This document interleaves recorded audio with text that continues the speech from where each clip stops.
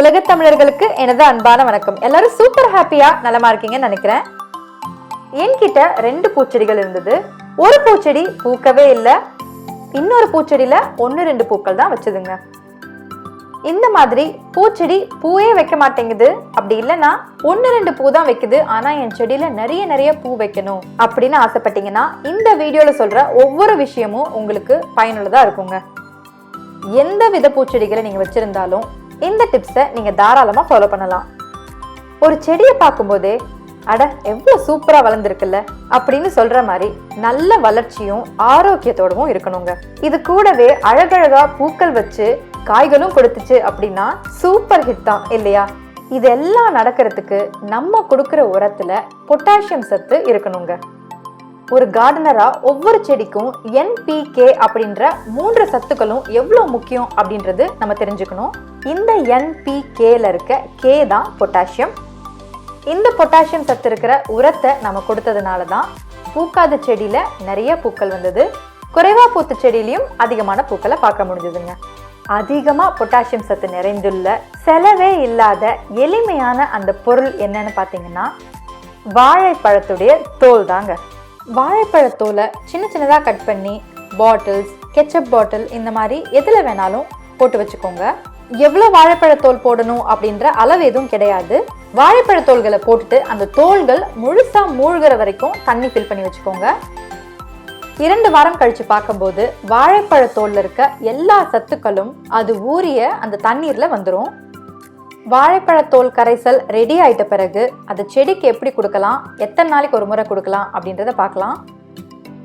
வாழைப்பழத்தோல்ல potassium கூடவே செடிகளோட ஆரோக்கியத்துக்கு தேவையான கால்சியம், மெக்னீசியம், சல்ஃபர், மேங்கனீஸ் இதெல்லாம் இருக்குங்க. இந்த ஒவ்வொரு சத்துமே செடிகளோட ஆரோக்கியத்தை மேம்படுறதுக்கான ஒவ்வொரு வேலைகள்லையும் முக்கியமான பங்கு வகிக்குதுங்க. ஆக மொத்தம் வேணான்னு தூக்கி போடுற இந்த வாழைப்பழத்தோல்ல செடியோட வளர்ச்சி மட்டும் இல்லாம ஆரோக்கியத்திற்கும் தேவையான எல்லா சத்துக்களும் ஈஸியா கிடைச்சிருதுங்க. மீதம் இருக்கிற இந்த வாழைப்பழத்தோல் சக்கையை அப்படியே எடுத்து நம்ம கம்போஸ்ட் பின்ல சேர்த்துட வேண்டியதுதான். இப்போ நீங்க பார்த்துட்டு இருக்க செடியில கடையில இருந்து வாங்கிட்டு வந்ததுல இருந்தே ஒரு முறை கூட பூ வைக்கவே இல்லைங்க. இந்த வாழைப்பழத்தோல் உரத்தை கொடுத்துட்ட பிறகு கொடுத்ததுல இருந்து சரியா ஒரே மாசத்துல நிறைய மொட்டுகள் வச்சிருக்கு பாருங்களேன். இப்போ நீங்க பார்த்துட்டு இருக்கிற அதே வகை பூ, ஆனா இன்னொரு செடியில ஒரே ஒரு பூ மட்டும்தான் அப்பப்போ பூத்துட்டு இருந்தது. வாழைப்பழத்தோல் கரைசல் கொடுத்ததுமே பூக்கள் பூக்க பூக்க மொட்டுகள் நிறைய வந்துட்டே இருக்கு. 1-2 பூ வச்சிட்டு இருக்கிற செடியில இத்தனை மொட்டுகளும் அடுக்கடுக்கா வச்சுட்டே இருந்ததுன்னா அதை விட வேற என்னங்க சந்தோஷம் இருக்க முடியும்? உங்ககிட்ட இருக்க எந்த விதமான பூச்செடியா இருந்தாலும் சரிங்க, வாரம் ஒரு முறை இந்த வாழைப்பழத்தோல் கரைசல் உரத்தை கொடுங்க. 1 மடங்கு வாழைப்பழத்தோல் கரைசலுக்கு 4 மடங்கு தண்ணீர் சேர்த்து கொடுங்க. என்னோட டேலியாஸ் செடியிலையும் இதே மாதிரி ஒரு பிரச்சனை இருந்த போது என்ன செய்ததுனால இவ்வளோ மொட்டுகளும் பூக்களும் வந்தது அப்படின்னு ஒரு வீடியோ போட்டிருக்கேன். டைம் கிடைச்சதுன்னா அதையும் ஞாபகமா பார்த்து வச்சுக்கோங்க. வாழைப்பழ கரைசலை பயன்படுத்திய என்னோட பூச்செடிகளோட பிஃபோர் ஆஃப்டர் ரிசல்ட்ஸோட சேர்த்து உங்ககிட்ட பகிர்ந்துக்கிறதுல எனக்கு ரொம்ப மகிழ்ச்சி. இந்த வீடியோ பத்தியும் இதே உங்க செடிக்கு பயன்படுத்திய அனுபவத்தை பத்தியும் கமெண்ட்ஸ்ல எழுதுங்க.